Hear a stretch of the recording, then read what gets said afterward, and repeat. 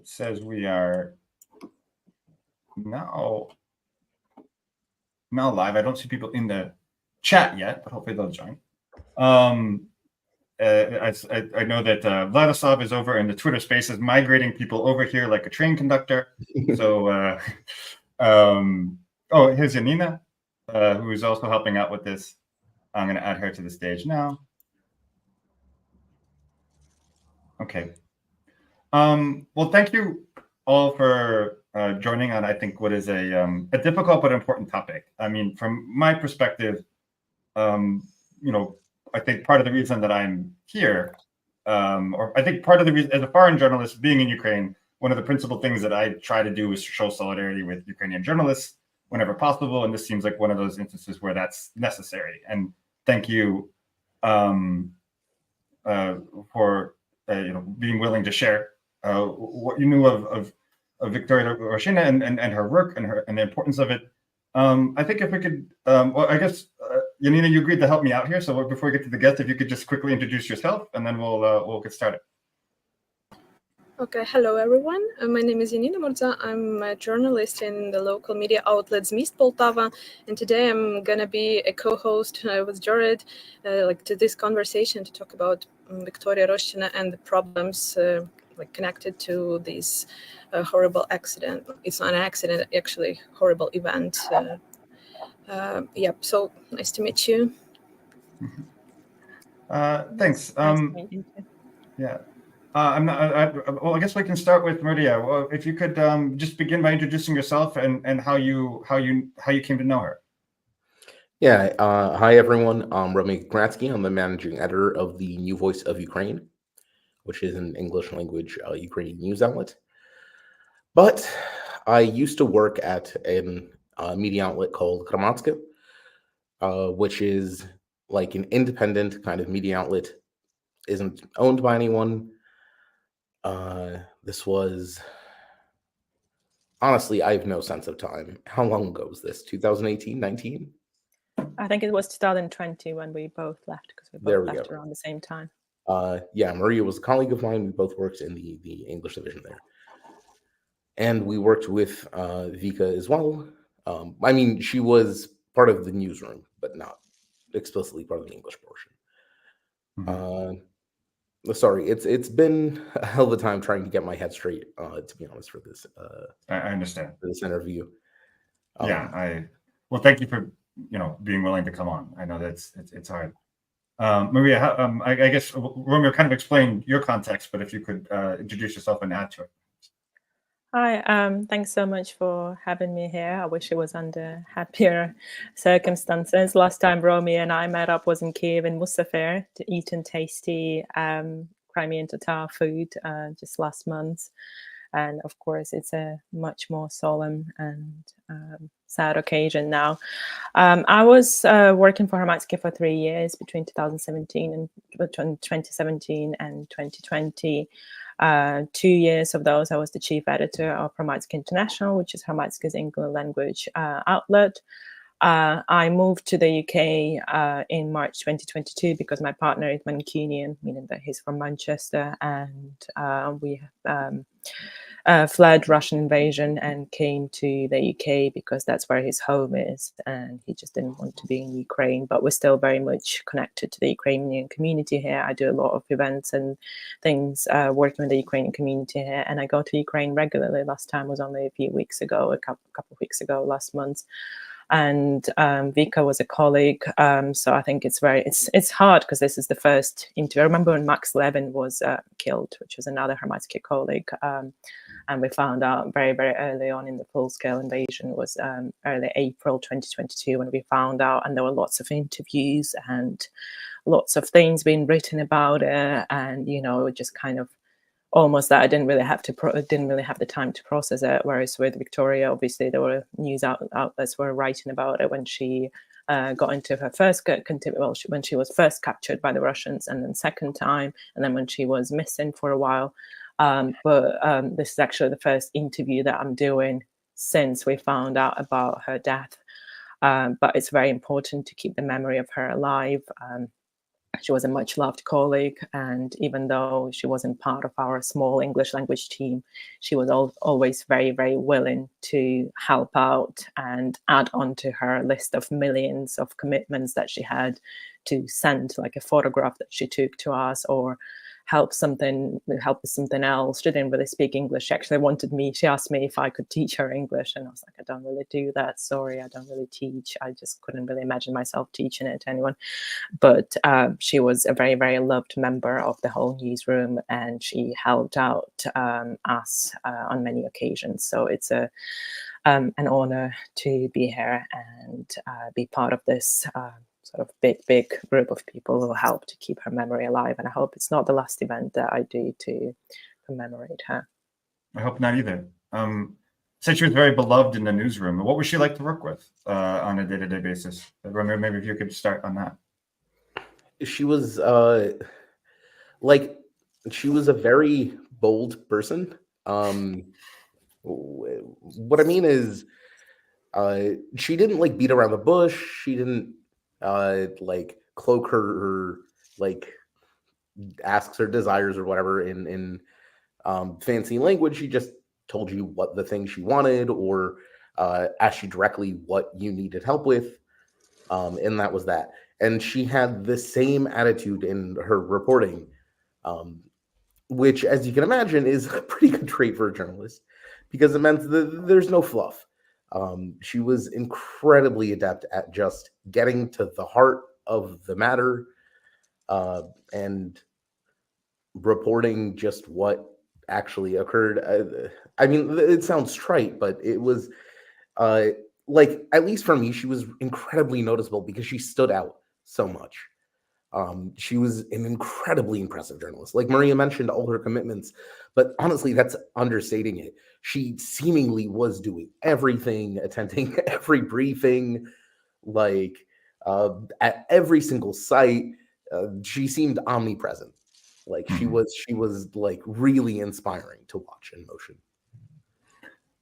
Maria, how would you add to that? What stood out in terms of working with her on a day-to-day basis? Yeah, so certainly it's been, I think when grief hits, when you find out about somebody dying and being killed, there's probably a couple of stages to that. The first one is when you find out and you try and process it, but it almost doesn't really feel real until you see all the eulogies coming out and people talking about their memories of that person. And that's, I think, when it almost gets harder, because you almost, the first stage, you're like, well, yeah, it happened, but it doesn't feel like a real event, because there's no that realization of, yes, it actually has happened, because so many people are talking about it. Therefore it is true. And it's incredibly hard to just kind of switch from that sort of perspective, like, well, Vika is this and that, to Vika was.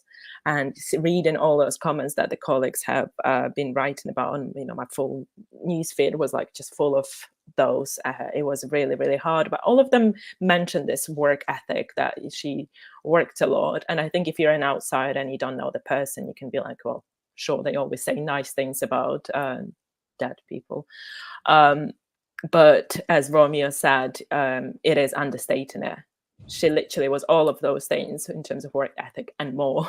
It's hard to describe how hardworking she was. She was one of those people who would go to a court hearing and stay there until the end of it, and stay beyond that to make sure that she gets all of the comments.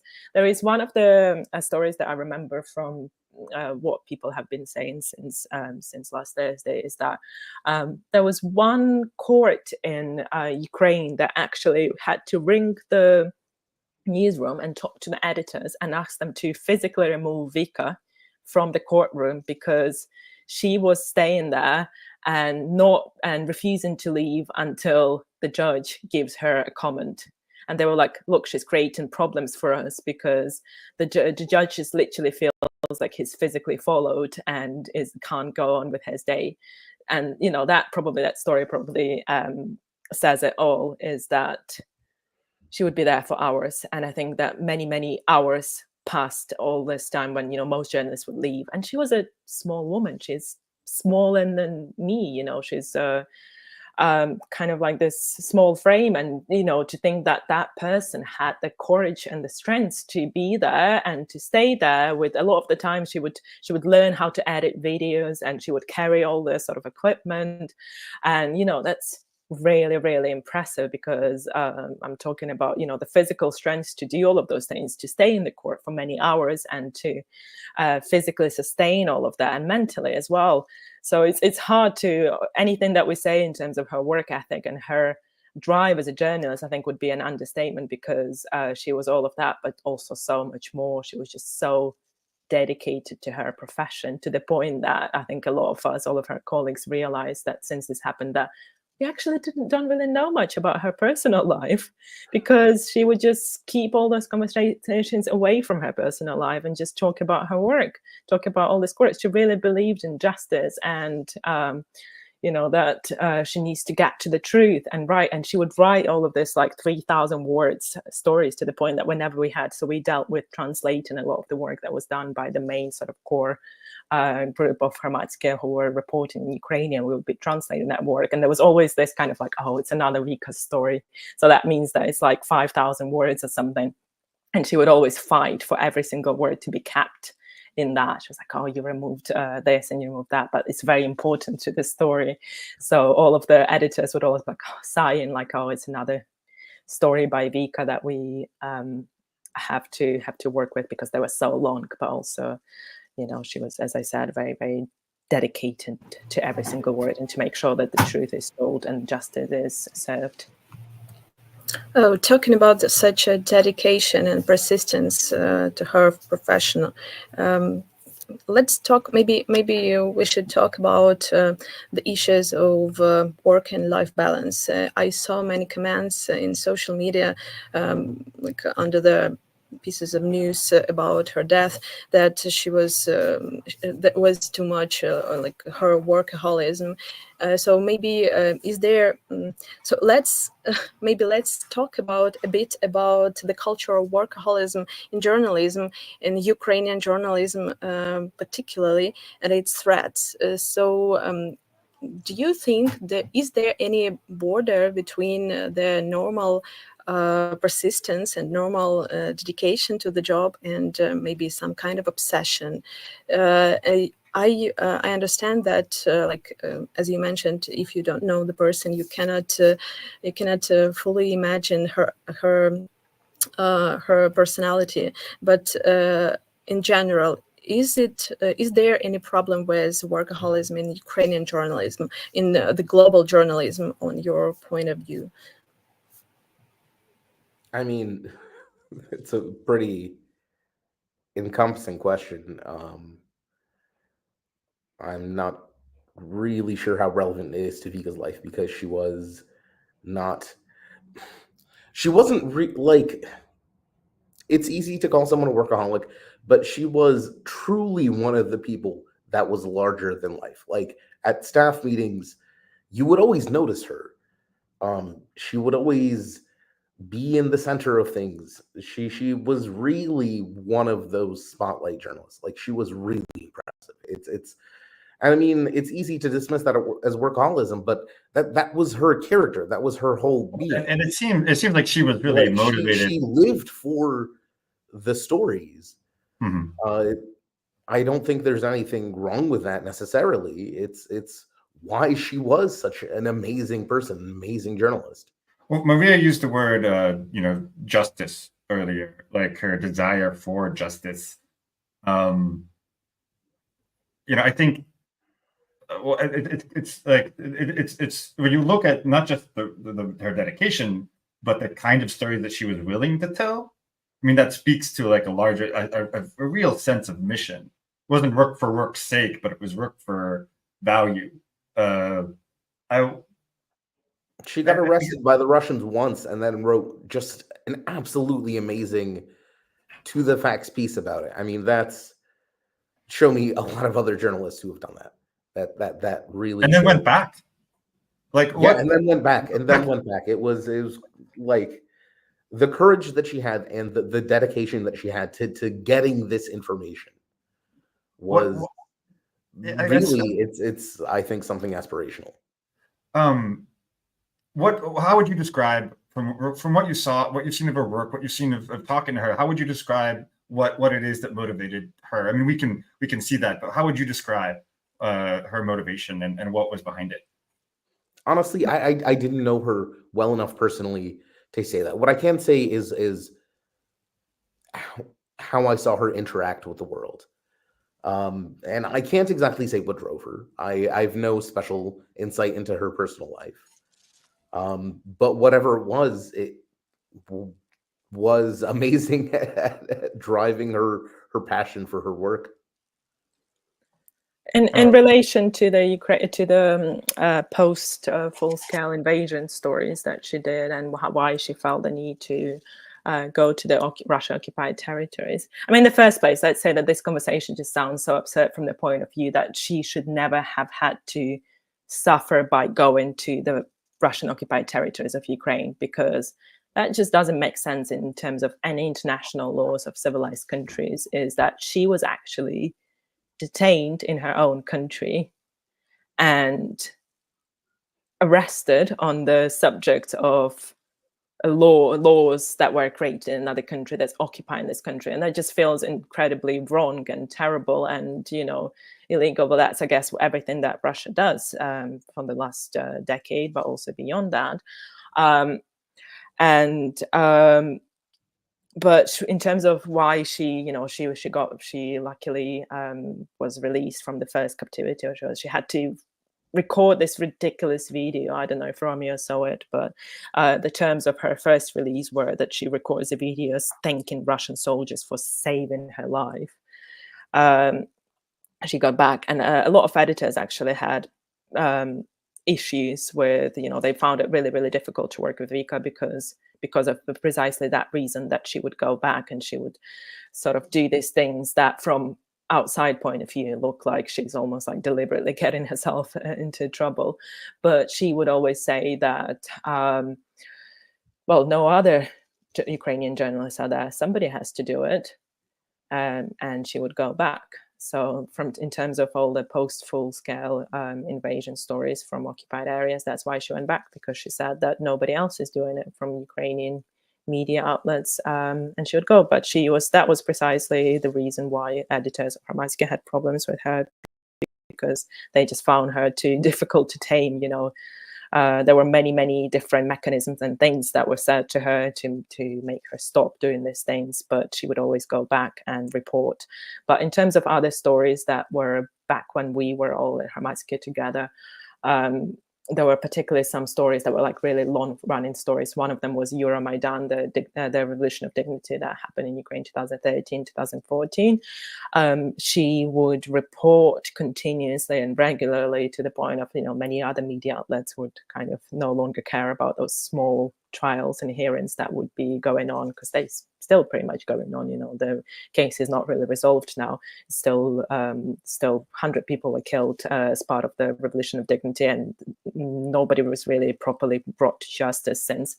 But she would follow all of those hearings because, again, as I said, this desire to fully investigate, fully report on all of those stories. So that was one of her big ones, is just following all of those court hearings in relation to the Euromaidan trials. But also she did a lot of important work on Katerina Handziuk, which was she was a Kherson activist who was doused with acid and then shortly passed away from all the injuries sustained. And that sounded like a political assassination to a lot of people, even though, again, this one, there's many cases in Ukraine, unfortunately, that haven't really been fully resolved. So she was very passionate about that one. There were stories about Oleshki Sands in Kherson region as well that she was covering.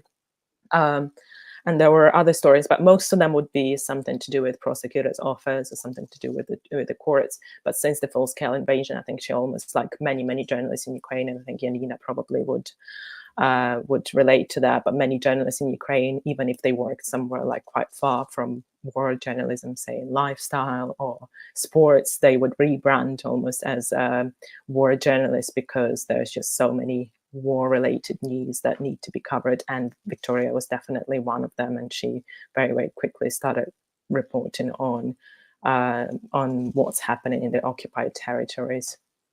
what's that last phrase? What's happening in the occupied territories? I mean, I think everyone in this chat knows the answer to this question, but I think it's important to stay and to state what was the importance of her of telling those stories. Like, obviously, she's like, well, no one else is, so I have to. And how would you describe the importance of the work that she did in the occupied territories? Romeo, do you want to take that one? Just because I talked for a while. I mean, yeah, of course. I mean, Maria said it right there. Well, Vika said it herself right there, that there was no one else reporting there.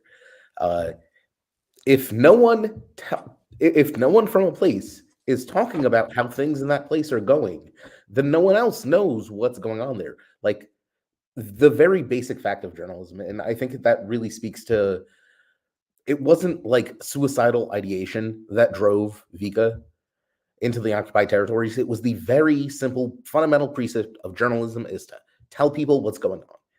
And quite literally, her stories were from places where she was the only one who has ever gone there in the entire time they've been occupied.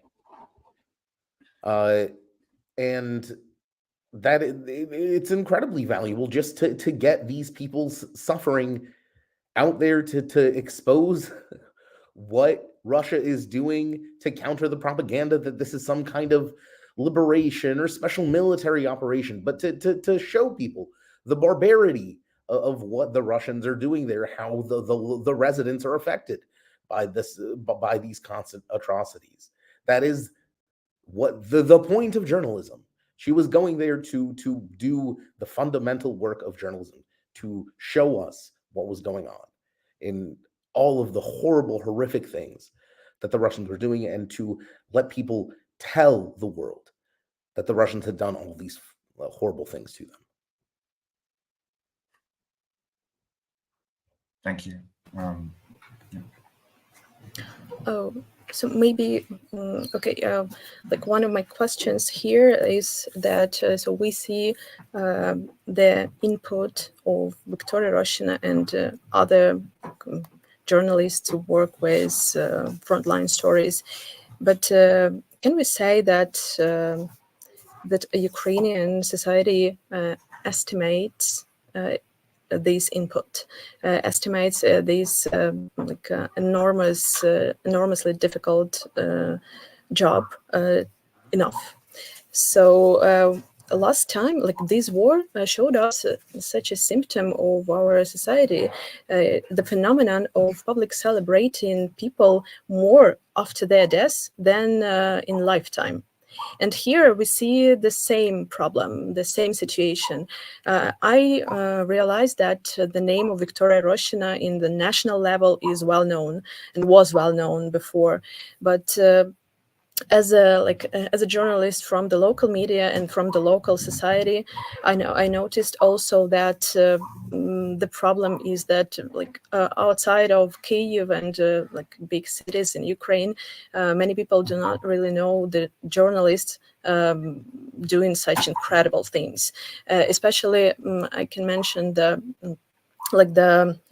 work, the underestimation of work of investigative journalists. So people do know about the scandals, about different events in with corruptions, problems, but they usually do not know their names. And these such situations as happened with Viktoria, trying to do her job, her job best. Is there a problem with our society that people do not underestimate Ukrainian journalists? Maybe I even can say about the marginalization of Ukrainian journalists in the society. So what do you think about it? I mean, I think that's absolutely true. Journalists are marginalized in Ukraine. It's not difficult to understand why.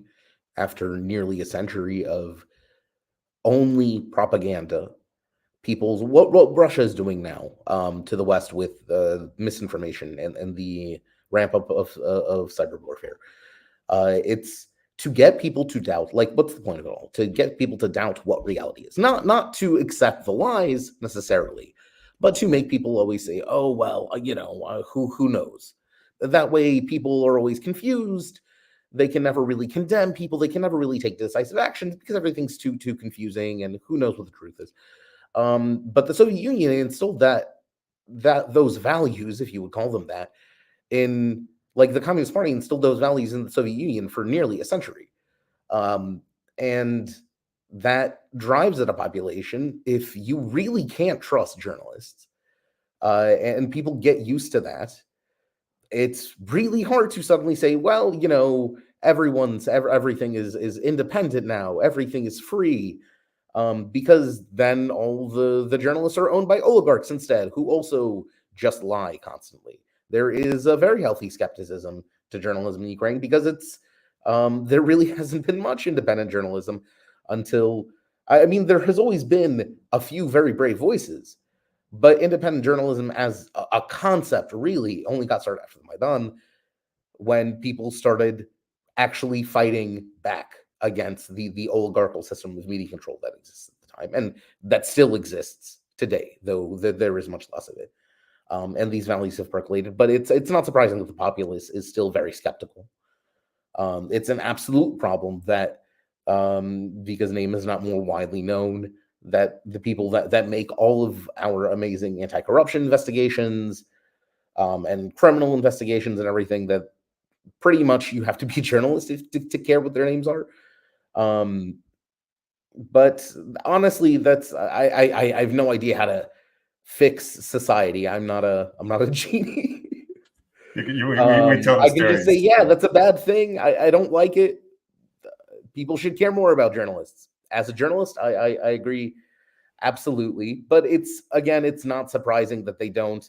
And I think that the adversity, the obstacle there is simply to grin and bear it and do your best, telling the truth and trying to convince people that you are in fact telling the truth by continuously telling the truth, until hopefully one day people trust journalists. Like that's how it seems to work historically. You just have to give these things time and try to do a good job. Maria, I want to take that same question and also look at the international context. I think a sentiment that was at the vigil, I think that was actually expressed by one of your former colleagues and an editor, was that if this had been a U.S. journalist who had been killed by Russians, it would have been, given a lot more attention, international coverage. How do you feel about that? I mean, we talked about the way that journalists aren't appreciated enough in Ukraine, but I think also it's true that Ukrainian journalists aren't appreciated enough internationally. But what are your thoughts? What do you, as someone who's based in that realm? Yeah, well, I agree with what Romeo said in terms of Ukrainian context. Obviously, the fact that throughout Ukraine's history of independence in the last 31 years has definitely been a lot of distrust towards journalists. If you look at public opinion polls, even like towards government, which I think is a sign of a healthy democracy, is when people don't really trust the government. It sounds awful, doesn't it? But it is, isn't it? Is that people can openly express their dissatisfaction with certain things. Since the full-scale invasion, of course, that has changed, and the trust towards the Ukrainian government in Ukraine has increased. It has fallen recently, but it is, in general, compared to other democratic countries, it's very, very high. In terms of press, it's low, it's higher now. The trust towards any institutions in Ukraine has gone up since February 2022. But it was very low before that, and it's still relatively low because, for those reasons that were highlighted by Romeo, is that a lot of the media outlets in Ukraine, unfortunately, are owned by corrupt oligarchs, and they have their own agenda. But I think that's also an issue that's present in other countries, including countries that are considered to be like good examples of democracy, like the UK. In the UK, you'd also find many media outlets owned by very rich people, which may or may not come through in the articles that they write, but that is still the case. And that's the question of, how do you compromise? How do you find a solution to that? Because very expensive things, not many people can afford to to own a media outlet or to own a football club, or but also at the same time, it's bad when it happens. But then who will be able to buy that if not these people? In terms of international coverage, as I said before, when Max Levin was killed, and he wasn't just killed, he was tortured, he was executed. It was a terrible, terrible story in a way, in terms of the fact that it also happened in occupied territory. Of course, it's in a way similar to Victoria, because they both were in their own country, but in Russia occupied territories. But Max was found and gagged and tortured and killed and executed, and his car was burned, and that was very much covered because it was in the first couple of months of the full-scale invasion, when all the media attention in the world was held on Ukraine. And now, unfortunately, that's no longer the case. Now Russia's war in Ukraine is not even the most popular war anymore. So that's partially the reason why Victoria's death wasn't as covered as that. That's very sad, but it's just part of the global context of things happening. If it was, I think still, I saw somebody else saying about this somewhere on Twitter or somewhere, that if this was an international journalist, if this was a British journalist who was killed in a Russia-occupied territory, there would be a lot more coverage, because the life of non-Ukrainians, the life of Europeans, Western Europeans, unfortunately, a lot of eyes are still much higher than Ukrainians.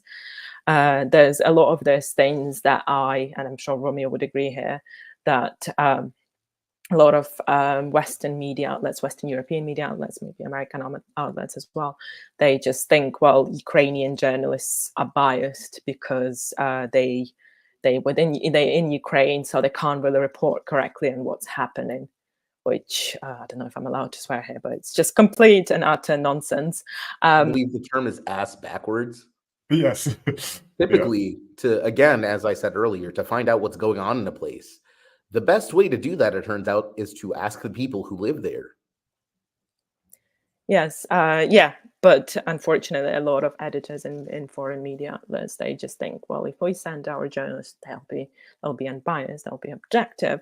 But at the same time, if they do that, they will come without much prior knowledge. They will have to rely on fixers, on translators, and all of that. And obviously, a lot is lost via that. But also, a lot of the foreign journalists, they already earn much more than Ukrainian journalists. And by doing that, you're taking away from Ukrainian journalists' work. There's thousands and thousands of Ukrainian journalists within Ukraine. There's probably hundreds and hundreds those who can actually report in English.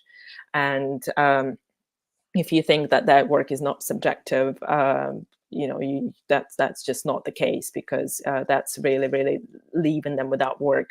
So unfortunately, that does happen. And as I said, if this was any other Western European journalist, I think the story would be far more covered. But that's because of those reasons. And I think in some ways, it's almost like an imperialistic outlook on the situation, that, oh, Ukraine is a victim in this situation, therefore it can't be objective. We, on the other hand, we can report on this objectively because we come from the UK, we're a strong country, we have this and this, we're much better. And that this will probably be the same case to other countries, because they just believe that they need their own journalists to report objectively. But I disagree with that, and I think it's really sad, and I think it's partially destroying English language journalism in Ukraine. I don't know if Romeo will agree. Romeo will be in a better position to comment on that. Absolutely bang on right there. Yeah, but please go on. What are your? This is something you've experienced firsthand, Romeo. So, what would you add, or what has been your experience in this area? I mean, it's really obvious that Ukrainian journalists aren't valued. And I don't want to be crass about anything, so I'm not going to name names, but they're direct analogous cases that happened not too long ago, where you can see the amount of coverage that was paid and the amount of comments, everyone and their mother weighing in, that you just don't see and care about Ukrainians, because for many people, it's very easy to just say, well, in Ukraine, there's war, no one cares. And for other for Western newsrooms, They can say, well, all of our we have like all of these cool journalists who have great reputations, and I'm sure they'll be fine. Reporting whatever, like the context, schmontext, they'll figure it out. Which has led to things like the absolutely insane over glorification or over representation of the Western press of Ukraine's supposed far right militias, which have not and have not ever been a real thing and don't exist, and like it's taken so much. Like that one lie has or that not even lie, like what do you call it, an overrepresentation, I don't know, exaggeration, has distorted the conversation about Ukraine so much. It seeped so deeply into the public consciousness. It was covered so much by these Western journalists who were just like searching for this bang on story that would make their reps and get themselves a cushy like full-time gig at some big time paper. And as a result, the real stories, like Russia's constant genocidal first threats and also actions, and then more actions, and then constant actions, kind of fall by the wayside. They never percolated into the consciousness because the like first order association with Ukraine for non-Ukrainians was already taken by, was there a Nazi problem in that country? And that attitude persists constantly because people want to make their names, and that's how international journalism works. And local journalists kind of always fall by the wayside. Ukraine, unfortunately, is not unique in this sphere. Like we talk about international journalism, but for the West, there's like a couple of big outlets, and those are like the names. Anyone smaller may as well be a minnow. They're insignificant to the amount of like attention they can pull, the answers they can get, the replies, the contacts and connections they can make. Globalized media kind of works like that. Yeah. I wanted to. I don't want to keep you guys for too long, but I just wanted to make sure we dealt with any questions that came in. We have one. Can you see the question from Phineas? Yeah. To say a bit more about the first arrests. Can you guys? I know that it happened. I don't know much of the context. Do you happen to know? Sorry, Yeah, I don't. I mean, I briefly mentioned that she already went missing and she had to record that video. But yeah, both of them, as far as I'm aware, happened in the Zaporizhia region. The first one definitely did. The second one is a bit more mysterious because not many people heard from her since that happened. The first time, obviously, she was released after 10 days, so we're able to find out all the details. So the first one happened in the Zaporizhia region. She was in Berdyansk, which was already occupied by Russia, and she was held for 10 days, and then she was released. And as I said, the condition for her release was to publicly, well, by publicly I mean that it was recorded on camera, to say thank you to the Russian soldiers. And she was released, and she wrote an article about what it was like to be in Russian captivity, which if anyone listening hasn't read it, I do recommend that you look it up. You can always, I'm not sure it exists in English language, but it might do. But if not, you can always use Google Translate. And then she, since then, she done a lot of other important work. She actually won an award from IWMF, the International Women's Media Foundation, and she refused to, and the award was for her braveness, for her courage as a journalist, and she actually didn't attend the ceremony because of having other work to do. So, that just kind of shows her attitude towards work, is that she couldn't even leave that for a couple of days to attend the award ceremony. And then the second time she was heading towards the east, a lot of these things, she would just not really keep. So she works as a freelancer since she left Hromadske. She worked as a freelancer and for different Ukrainian media outlets, and you know, a lot of the time the editors would try to convince her not to go, but she would go despite everything. But the second time she went to the east, and she needed to go via Russia and Poland. And the last time that anyone heard from her at that point was when she crossed the border. And then since then, oh, thank you, somebody found it. The article. So she, I think she was trying to report on the nuclear facility in Zaporizhia region in Enerhodar, and also on the Kakhovka dam that was destroyed. She crossed the border supposedly, because that's what she said she did, and then she just went missing, and she was missing for more than a year, and we didn't really have much news about it at all. And the first time we heard was a couple of months ago, I think, when the Russians basically told her family that this is where she's held. She was held in Russia. Again, you know, this is a breach of any international conventions, because she's a journalist, she's a civilian, and she was detained, which was already wrong, but then she was taken to a foreign country and held there. And the news that we heard is that she's held here, you know, in this specific place, this location, and that was in a way positive news, because we at least knew that she was alive. But there was not much that we knew since she went missing, because we only had to rely on what Russia told us, and Russia doesn't really share a lot of things in relation to Ukrainian captives and Ukrainians that they hold. And then obviously we had the really sad news last Thursday, but in reality, the official date of her death is reported as, I think, mid-September it is, that she died mid-September. But she was a healthy 27-year-old woman. When we say death, of course, factually it is correct, because we know that she died in captivity. But what we don't know is that what happened. Why would a healthy 27-year-old woman die in a prison? That just doesn't happen, does it? We don't know what the Russians did to her. They are very well known for capturing, for torturing Ukrainians, for doing the worst things. They have special torture chambers already set up in Ukrainian occupied territories, but also there must be many more of them in Russia, specifically for torturing Ukrainians. And they do terrible things. If you're a woman, you can imagine what things can be done specifically to women.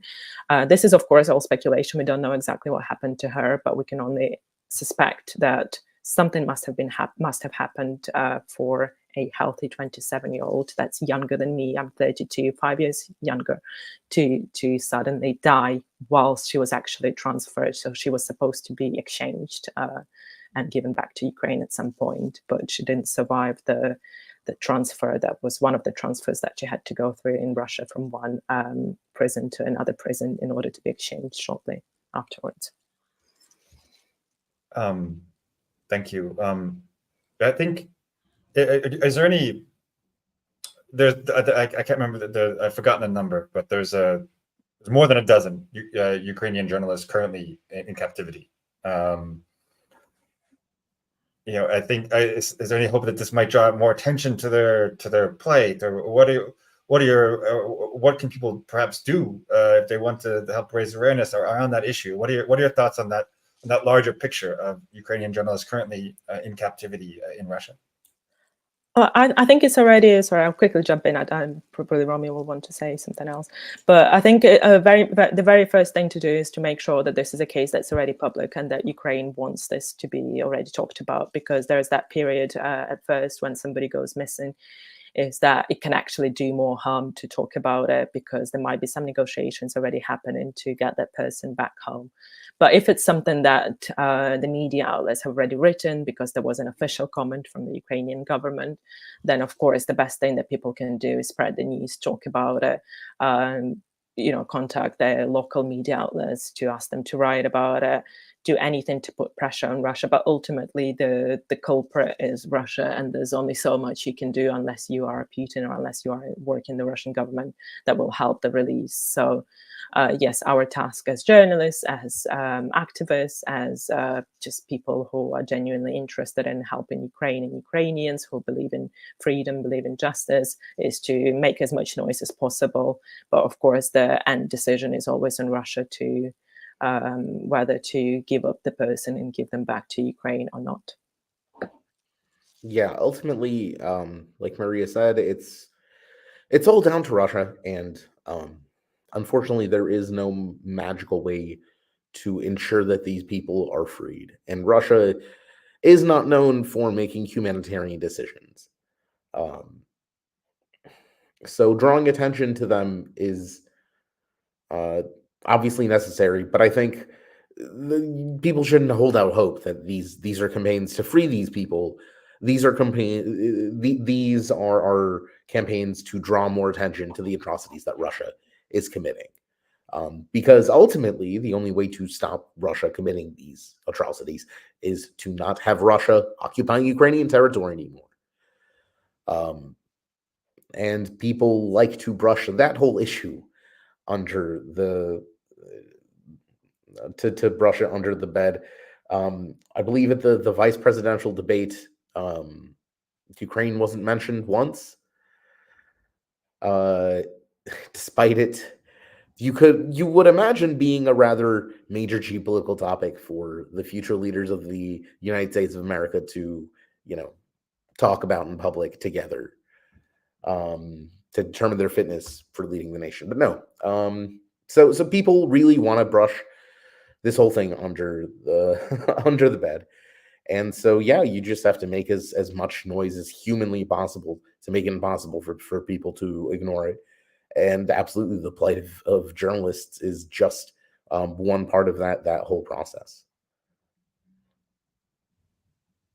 Yeah, I made something about it. Maybe it's one of the one of the solutions of it, but Ukrainian journalism should be the part of the international journalism, and I guess it's a long-term process, of course, but we should we should make our voice louder in the international level, on the international level, and.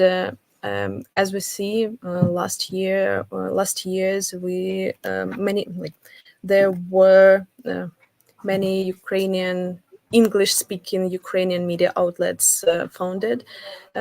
So I guess it's one of the ways of the Ukrainian journalism could be the part of the larger perspective, and until we will become the part of this, until we will become more subjective on this level.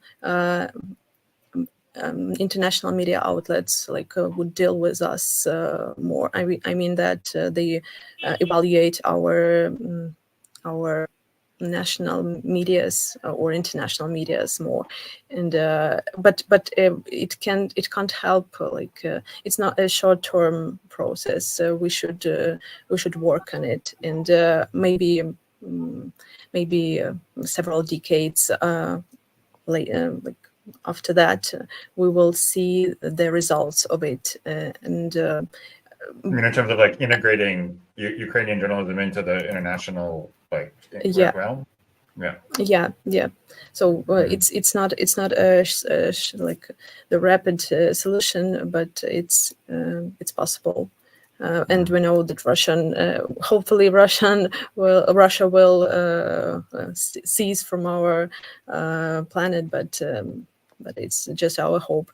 And what we should do is just to work to become more important on the international level as journalists, and they just should think about us as their peers, maybe more than today we see. Yep, that was what I wanted to say. Thank you. I don't want to keep everyone here too long. I guess we move to closing thoughts. Is there anything else you want to add, or anything you want to mention that we didn't have a chance to talk about today, either about Vika, or about the more larger situation?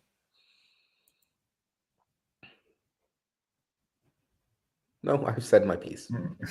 And I can only add, but that's kind of already been said, just not in the same sort of concise message. But there are still dozens and dozens of Ukrainian journalists who are being held. And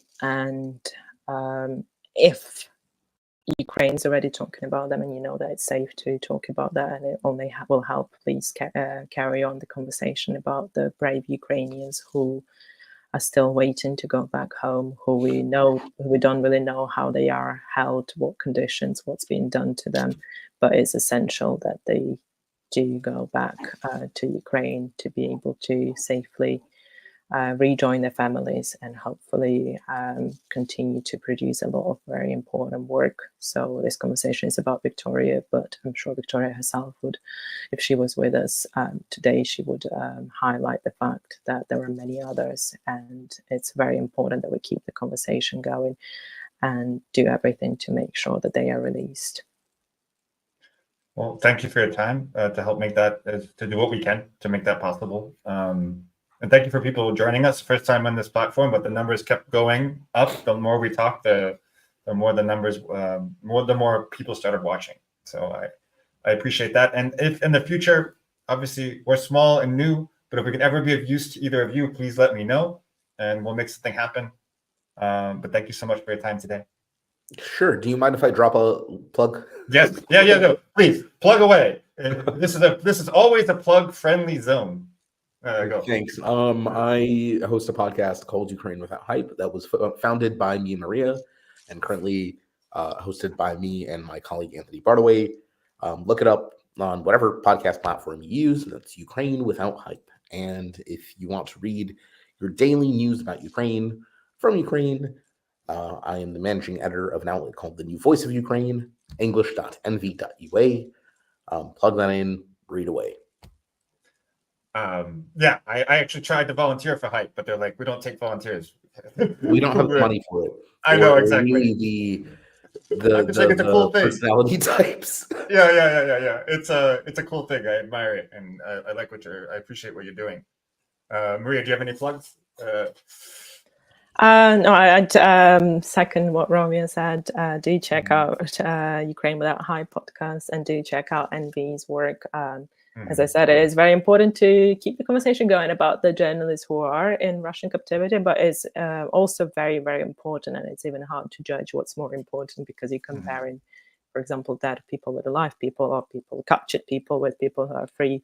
But pretty much equally important is that we support Ukraine's journalists who are still out there reporting, still going to dangerous territories, still writing stories and highlighting Russian crimes, and supporting their work. So NV in English is one example of that, but obviously there are many, many other media outlets, some of them that Vika actually wrote for. Ukrainska Pravda now has an English version. Obviously you have Key Independent and many other media outlets. Smith Poltava. I don't know if you guys have an English version. I almost feel bad that I'm not mentioning you, but a lot of love for Poltava because I have half of my family actually lives there. And I know it's very, very hard, especially after a few weeks ago they had one of the bloodiest attacks Poltava did since the start of the full-scale invasion, where I had dozens of people killed right in the city center. So do check out all the other Ukrainian media outlets, support Ukrainian journalists, follow them, and keep an eye on what's going on, because the more we talk about this, the more pressure hopefully will be put on Russia and Russia's allies to stop this atrocities happening. I would be remiss not to mention the editing I do for the Ukrainians media. They're trying to grow their English output, and unfortunately that does include a collection of pieces and illustrations about people from the realm of culture, including journalists who were killed by Russia. You can find that on the Ukrainians media. They have an English language Instagram page, where I think is probably the easiest way to direct people to that. But thank you all, and if I can ever be of use to help plug something you're doing, just please let me know. Thank you. Likewise, if I can be of help to anyone, or even anyone listening, please drop me a line. I'm at Romary. I don't really use Twitter much these days because it's horrible. But if anyone wants to find me, it's at Romary, ROMMARI. So I'll be happy to help with any Ukraine-related causes. Okay, thanks. Bye, everyone. Thank you. Thanks for having us. Bye. Bye. Yeah, bye. Thank you.